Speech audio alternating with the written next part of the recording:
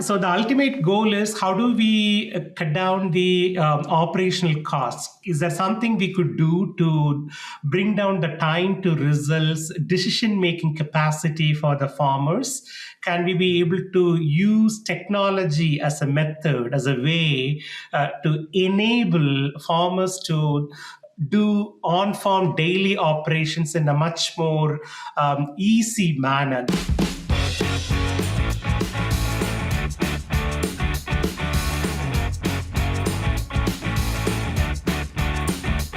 Welcome to Poultry Podcast, brought to you by Bioacoustics. I'm Phil Stair. I'm dedicated to bringing you the latest insights and discussions in the poultry industry. Get ready to expand your knowledge and stay ahead with today's episode with Dr. Suresh Neethirajan. I can't even say your name right again.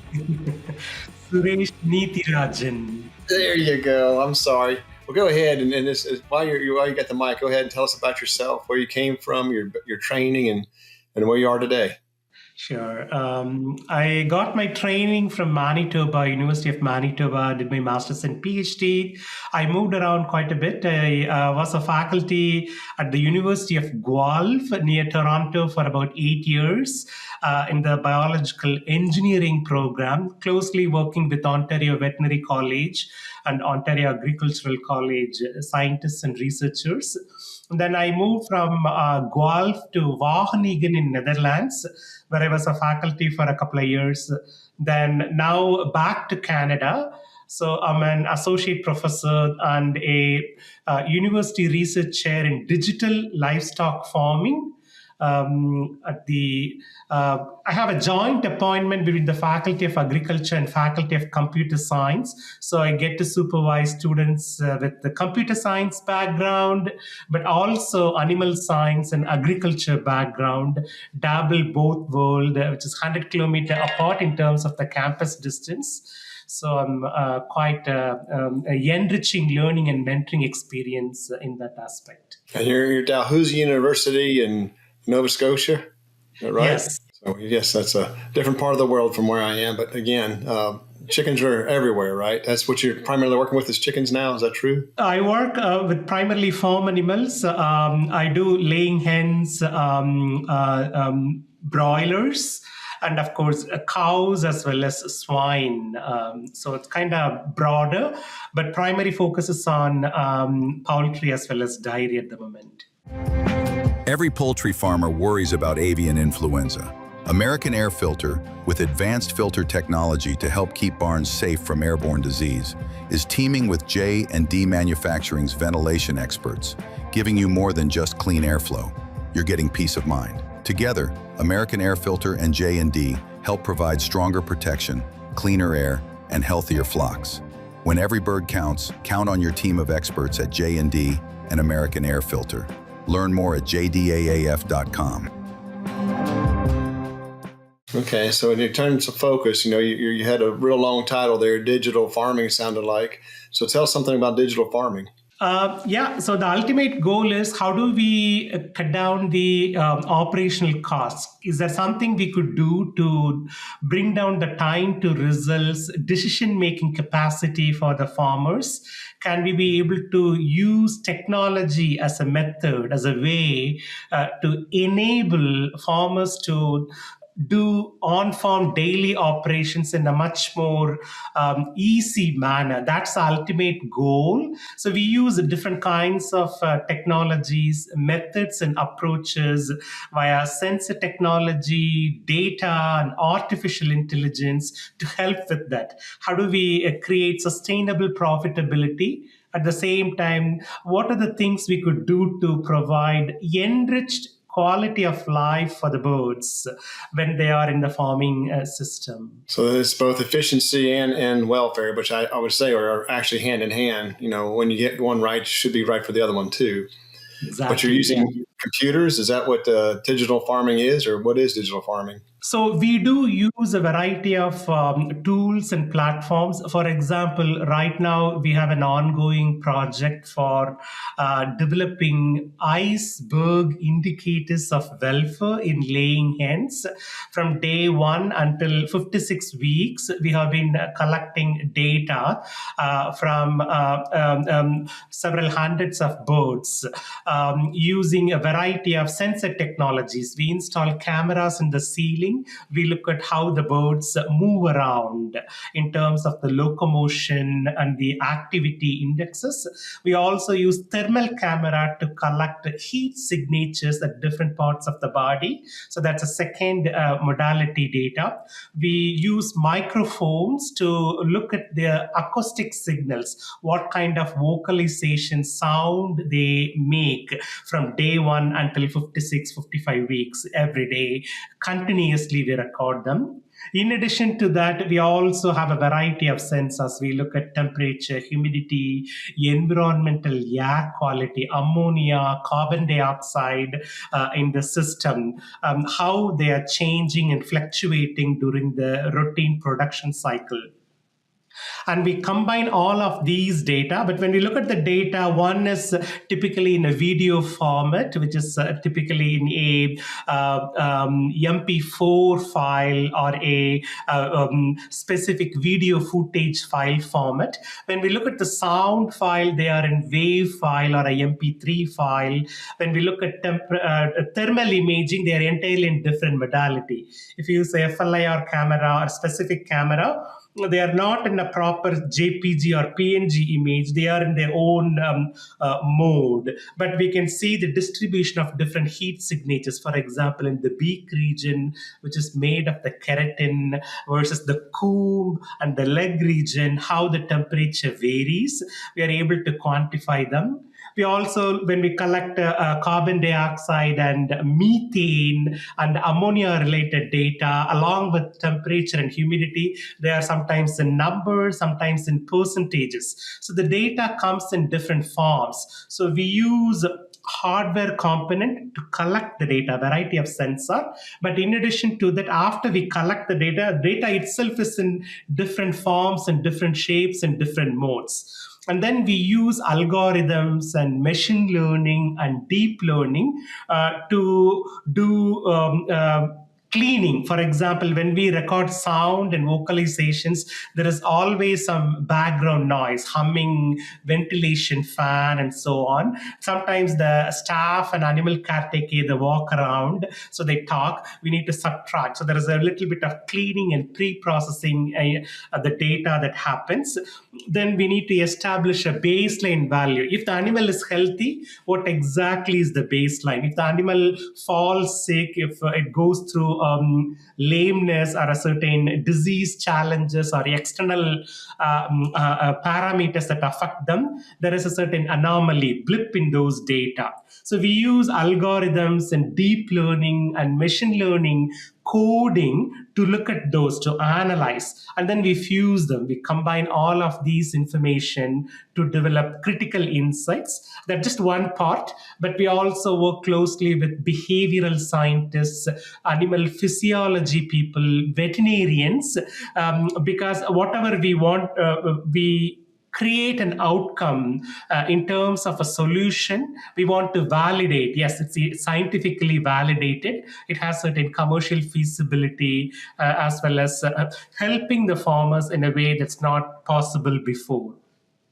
So it's a very multimodal, multifactorial in terms of bringing together the human knowledge as well as the sensor hardware-enabled information with the help of artificial intelligence as a technique, as a way, as a platform to provide practical, realistic solutions for the farmers as well as for the birds. So that's, I would call as digital farming or digital poultry farming. Okay, sounds like a lot of observational data and then correlative data. So in terms of making a change or affecting a decision, how does that work? So in addition to the observation data, we also do biochemical analysis. Sometimes we collect litter samples and do cortisol.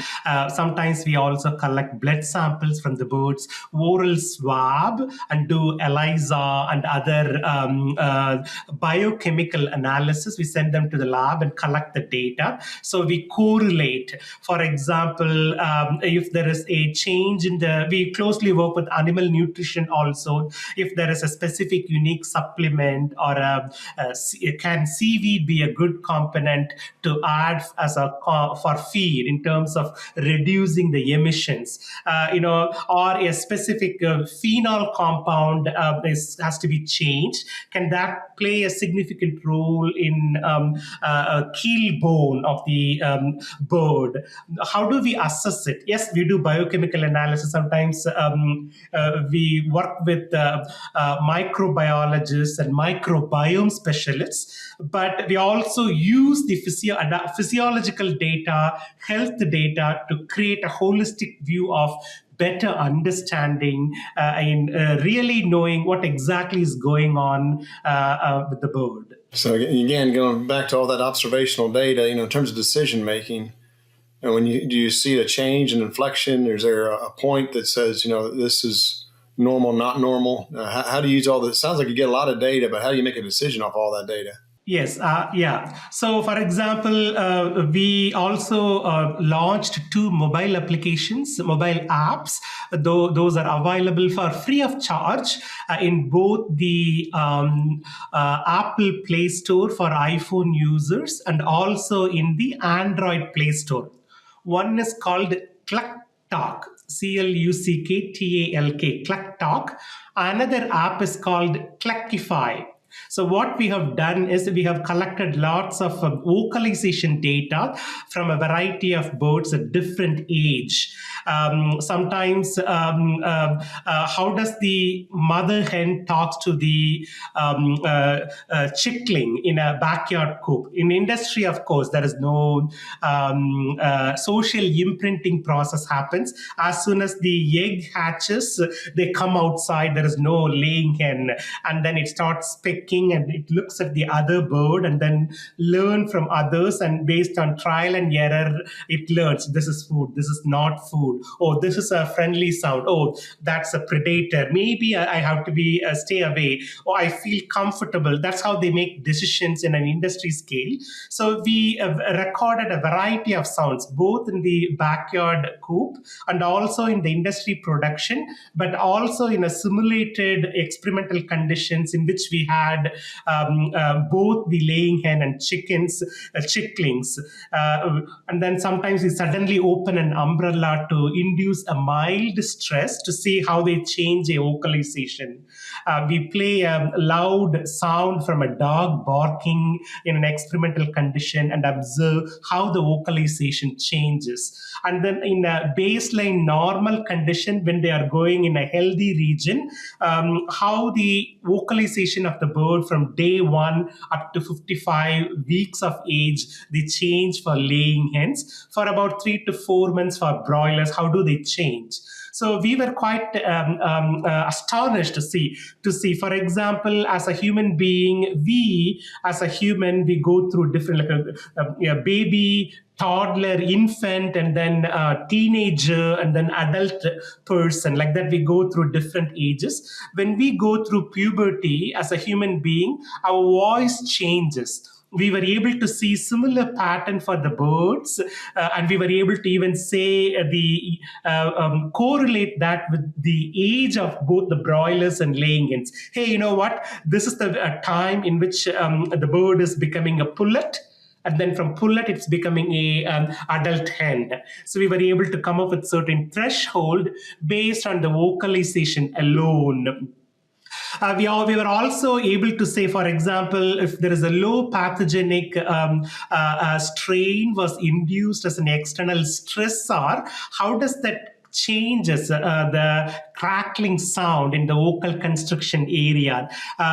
Then we were collecting a variety of data from based on commercial farms, real practical industrial farms, and we were screening. Okay, can I be able to use sound as a tool, as a platform to say something about when they are going through certain stress, the possibility of predicting the disease incidences even before they can happen, kind of developing a predictive analytic tool based on voice vocalization alone with the help of artificial intelligence.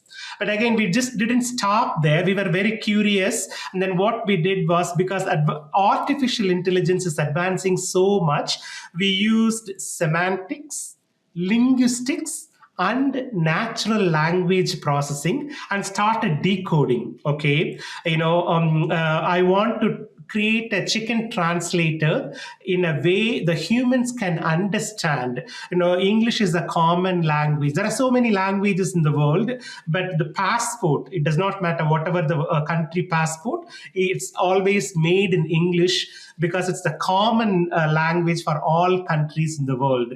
So we chose English language. Can I be able to develop a translator so that we can decode all of these vocalization calls into English language? So down the road, we can create a dashboard so that farmers can easily visually see, I'm stressed, I'm hungry, increase the temperature, leave me alone. Whatever the birds are trying to say, can we be able to exactly see that? Then we were quite successful to a certain extent. Initially, when we use this natural language processing, artificial intelligence to decode, it looked like nonsense. There is no meaning at all. Kimuchi, Kiko, like that, very random letters and words were popping up.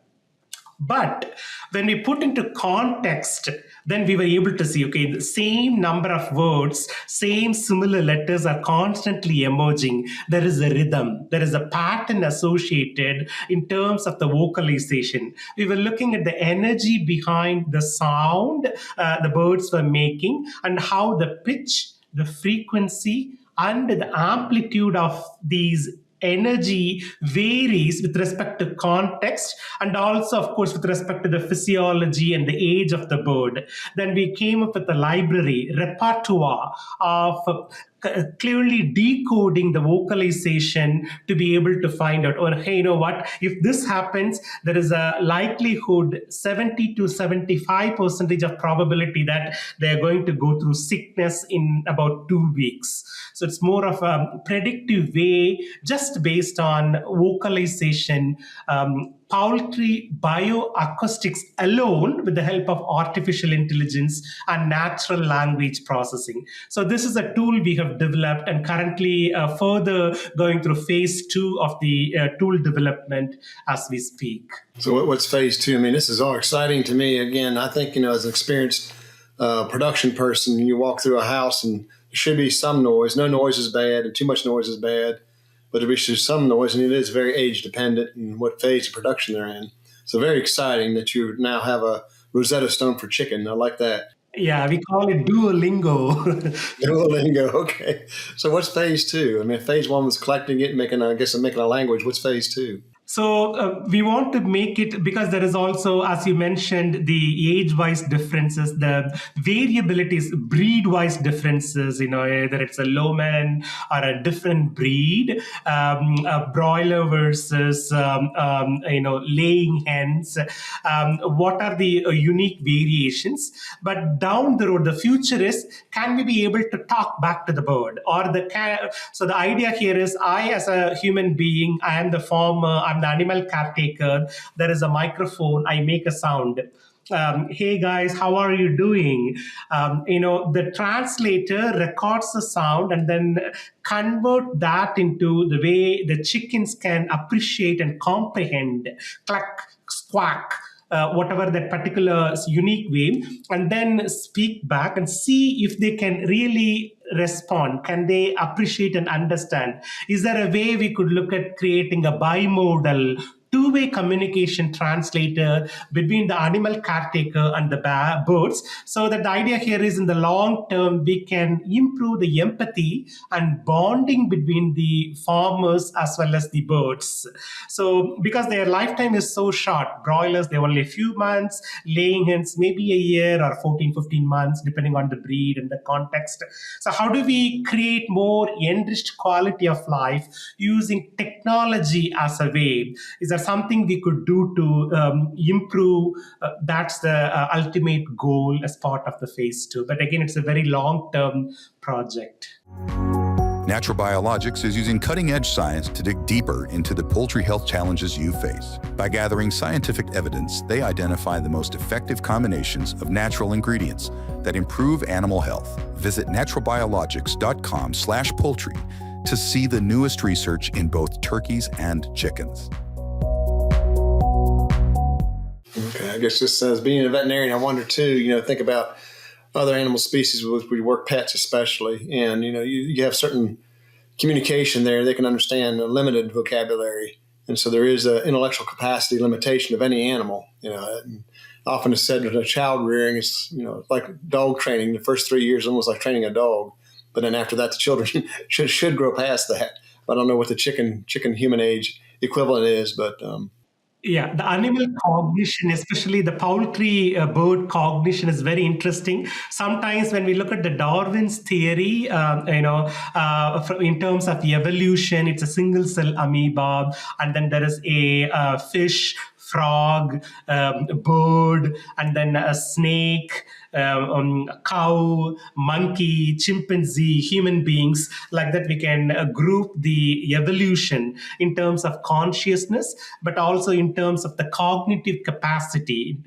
How do we think? How do we interact with each other? So as a human being, we can say chimpanzee is closest to us. Maybe they have a lot of hair and they make different way of communicating, but it's very close to humankind, human being. From that context, if you look at it, yes, birds, poultry, they are very smaller in size and shape. Their brain size is much smaller.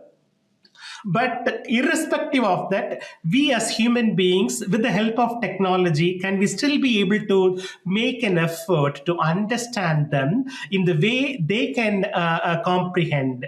The goal is it possible at all for us to ask what do they need during their stay, during the time in which they spend their time in the farm? And then using that, I call this as animal agency. It's an innate preferential way, the inner preference of that particular bird. Can we use technology as a way to understand what exactly it needs, then cater to that particular need as much as possible? Of course, resources limited, time is limited, but still the idea here is when you look at the word emotion, E-motion. So the first letter is E, stands for energy in motion. There are a lot of energy that constantly fluctuates and moves around. One energy is thermal energy. So the heat energy on the surface of the body. When we put thermal camera, they inhale and exhale. We can see the change in the variation of the heat signature in the beak region, in the comb region, but not so much in the feather, because the wings hide what's under the body. We can see in the leg region. But certainly heat is an indication of their emotional makeup. They also have certain preferences. You give two different feed. For example, you take a little plastic ball with multiple holes, put a black larvae fly soldier inside live, and then roll the a little ball. They start pecking, which means we are creating a certain simulation in their brain. It's like a playful, enriching material for them. They try to poke this hole, that hole, or try to pull it, and then constantly the ball rolls. They move around, they get excited and try to take the feed out of it. So we create a much more positive environment, playful behavior for them. So they like that. But at the same time, we put a very regular routine feed directly available. Yeah, it's available. Sometimes they kind of habituate. You know what? Whenever I want, it's 24 hours readily available. I can eat it. So there is a difference in terms of the changes in the heat signature. So that's energy in motion, heat. Second, in the blood, when we look at the blood circulation inside the body, there are different components. For example, cortisol, neuroendocrines. There are different components constantly fluctuate. Sometimes they are always present, but when they go above or below the threshold, that's an indication of either positive, negative, or neutral in that particular way, emotion. So the blood-based biomarker is an indication of change in energy in motion. We can also observe the breathing rate. They do breathe. The respiration rate changes. Sometimes when they have certain influenza or certain respiratory illnesses, they feel difficult to breathe. So that can be easily observed and quantified with the help of technology. Again, we are using hanging microphones and cameras. We are not fiddling. We are not handling them physically. So in a way, it's more of a non-invasive way of data collection. So that's another energy in motion. There may be a possibility to look at the heart rate also of the birds using very sophisticated. For example, right now, the technology has evolved for premature babies when they are born, when they are placed in the hospital, in the intensive care unit. We can use cameras to observe the baby heart rate without touching the baby. So the technology is very expensive. It's not readily available to employ for poultry system, but slowly down the road, there are additional ways of observing new physiological health and welfare indicating parameters to measure the emotions, energy in motion. So the ultimate goal is, can we use technology as a way to keep the birds happy? Because at the end of the day, a happy bird is a productive bird because it can continue to produce very tasty, nutritious, enriched quality of meat or the egg. At the same time, from the health perspective, if the bird becomes sick, a healthy bird very quickly recovers. If the bird is not happy enough, the time to recovery is much more longer. So the disease incidences, the resilience and the adaptation capacity of the birds, they're all interconnected to the emotion of the bird. So the goal is, we also have to look into how do we keep the birds happier and thereby more healthier and increase profitability for the farmers. This is pretty incredible. I mean, I hear of technology and smart chicken houses, but to go as far as you have and trying to talk back to the chickens. I mean, I think as a veterinarian, we're trained to observe, and assuming they're mute, they have visible portrayal of dislike or appreciation, but the whole communication backwards from a human to that's just incredible. So phase 2 is very exciting. So what's phase 3 look like? You have a phase 3 in mind? It's like creating bonding much more. The way we can look at it is co-creators. Because there are many kingdoms in this globe. We are human kingdom, there are animal kingdom, there are plant kingdom, there are insect kingdom, multiple kingdoms in the globe, in the world, the mother earth we live in. So these birds belong to the animal kingdom, farm animals belong to animal kingdom. So we coexist. Sometimes when we look at it at the moment, it's more of a transaction basis. Hey, you know what? I give you feed and shelter. You give me egg and meat. So it's always transaction basis. Can we be able to change? Yes, we depend on each other. We help each other out. But can we be able to change that narrative just purely from transaction basis to a relationship basis? We coexist. We co-create. Let's live a happy life together using technology as a way. How do we create that bonding, empathy, and improve our own human values in terms of production system. Yes, indeed, we have to feed 9 to 10 billion people in about 10 to 15 years. Population is exploding. There is a need for protein, unquestionable. But in spite of that, can we still be able to cater to that? Can we evolve as the human being rather than just a normal human? That's the ultimate goal, I would say, as part of phase 3. Again, that's just, I would say, novel. I've not heard that from a scientist before. So It's not utopia, but it's still practically possible if we can make use of the technology in a intelligent way. So the values are slowly changing. Even when we go to the supermarket, consumers are not only price conscious nowadays. Compared to the past 10 years, for the past year or two, people are asking, where does my food come from? Has the animals been treated properly? They're ethically conscious. There is a change in the consumer behavior and expectations and attitudes. So there is a slow change in the way the farming has to happen to cater to those needs as well. So maybe let's back up to the current here and now in people that are trying to survive in agriculture, either side of the U.S.-Canadian border, but still you have to be sustainable. You have to be able to, and I would see again technology's use, and you talked about it earlier on helping farmers be more efficient. In terms of the I guess most of the audible signals which you're working with now, but have you been able to document or link that to some type of economic benefit for the farmer? Yeah, of course. It's not just audio alone. We also work with a variety of data. As I said, multimodality. We combine video data using thermal imaging. We look at the different heat signatures. We also developed a platform called Track using a technology called You Only Look Once, YOLO. The idea here is the camera is constantly recording the broilers and laying hens. If it's an enriched caging system, it's a different story. But if it's a flooring system, they move around. Sometimes a bunch of birds, they flock and create a wave-like pattern. If there is a certain disease incidence in just a couple of birds, they try to create a situation in which they spread it all over.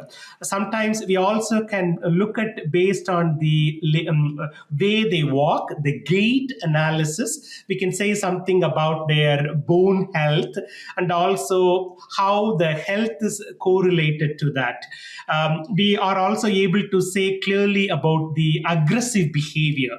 They start specking. People have been playing with different LED light colors, red color, blue color, and so on and so forth, to calm the bird, to increase egg production, depending on broiler versus laying and specific wavelength.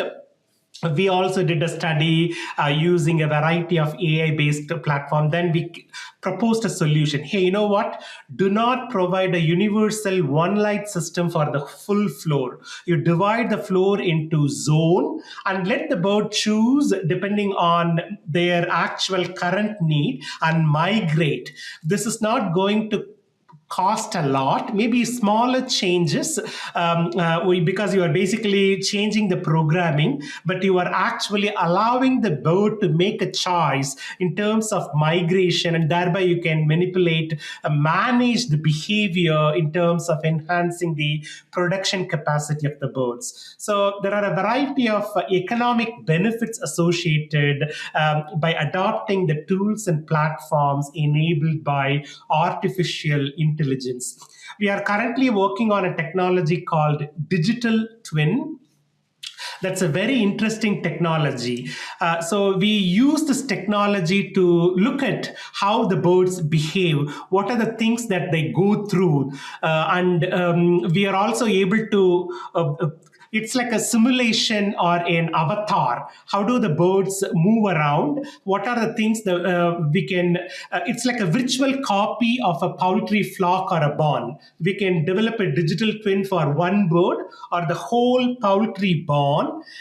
Because of the real-time continuous data collection, combination of video, audio, temperature, humidity, feed intake, water usage, the growth curves in terms of how much of weight the particular chicken is gaining, and also the behavioral patterns. So we collect all of these data in a real-time fashion and create a virtual copy that continuously updates. For example, if there is a specific change in the behavior in a certain flock, automatically the twin also reflects and adjusts to that.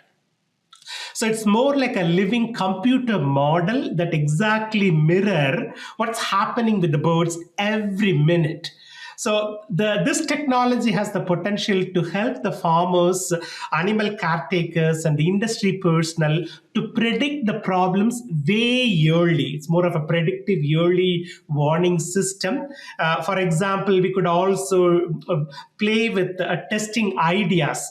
Okay, you know what? I'm going to change a supplement in the feed. Can I run what if scenarios? If I change this, is there a possibility that the birds are going to have diarrhea? Will that cause a change in the an increase in the keel bone in terms of the strength? Like that, we can run what if scenarios without actually doing the experiments in a digital twin virtual mirror based model. And then we can understand the performance of the flock and the birds in a very, very deeper manner.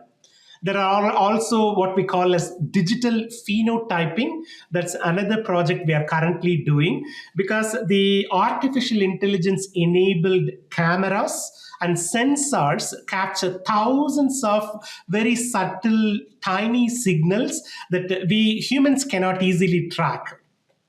For example, the walking patterns. If maybe one bird, two bird, we can say if there are thousands of birds walking around, how we can automate them in terms of creating a gait score of individual birds, wing and the feather condition, because that's an indicator of welfare, but also health of the birds. The feeding and drinking behavior. Is there any anomaly in the drinking and feeding behavior? Are the changes related to mobility? Is there a heat stress? Is there a telltale sign? I call this as iceberg indicator. Even before it happens, are there tiny little small signatures, signs I can use with the help of artificial intelligence to find out the heat stress? Pecking, piling, sometimes comfort behavior, they do dust bathing, etc. So we can quantify and measure all of these with the help of what we call as digital phenotyping. So even hours before, or sometimes even days before visible symptoms come, with the help of AI and simulation, we can actually detect and create a warning system. In terms of the growth curve, feed conversion ratio for the broilers, we can track the growth curve in an automatic way in a real-time fashion with the help of digital twin. Sometimes, if there are 20,000 birds in a big, huge floor in an industrial production system, we have multiple cameras constantly collecting data. What we could do is we could spot the subpopulations. Oh, these bunch of birds, these are slow growers, these are aggressive, or they are heat sensitive. Like that, we can group and classify them with the help of artificial intelligence. So this way we can create direct economic benefit for the farmers, for the genetic company, for the nutrition company, based on the traits and resilience qualities. So is this product ready to go? Is the twin already done? Is it finished? It's an ongoing project. We have been developing this. It's a lot of trial and error and optimization. Those are all currently happening. In terms of technology readiness level, when you ask, is it 8 or 9? Can I go and plug and play and use it? No, not yet. More research is needed. So we are currently working on developing the digital twin system. This is super exciting. I think we've about run out of time. I mean, it's just fun listening to what you got going on. Some new areas for me. I've been very involved in animal welfare my whole career. And then to hear this new aspect, it's great. I always say, listen and watch the animals, and they'll tell you what you need, but you're going a step further than that and talking back to them, or hopefully trying to do that anyhow. This is great. It's time for our famous 3. Evonik Animal Nutrition is committed to ensure food security and safety while reducing the ecological footprint of animal farming. Its products and services use evidence-based solutions that seek to promote animal welfare and reduce reliance on natural resources. All this is underpinned by long-standing industry partnerships and deep customer understanding. Evonik's focus on efficiency, sustainable, healthy nutrition, and collaborations with livestock farming partners creates value for customers and consumers. If you'll stay on, we have 3 more questions to ask you. Okay. And these may or may not make it into the interview. First question is, professionally, is there some type of journal or book or source that you go back to regularly? There are quite a few. There is no one particular NRC, NASA models, the government publications, and of course the Poultry magazines. Those are commercially published. I read them. Some from Europe, some from America. So just very broad in terms of understanding the current ground reality, but also things changes every year. I've been looking at past 20 years. There is always avian influenza happens. Then why no one has found a permanent solution? It's been for decades. People come up with different vaccines and they doesn't work most of the time. They come up with different hygiene protocols and so on and so forth.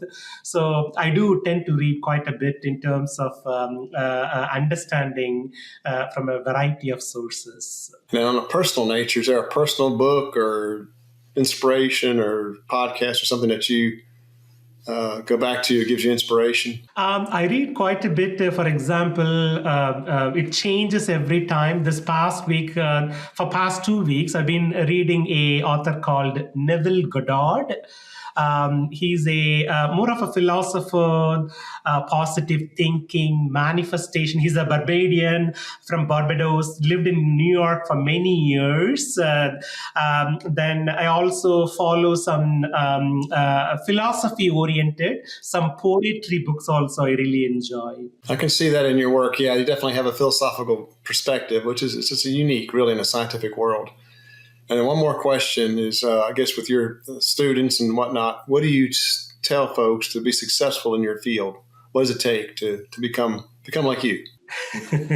I think it changes because, if you look at it before maybe 10 years to 15 years, people say these are the certain traits and attributes for a person to be successful in terms of profession. With the availability of technology, now things have changed.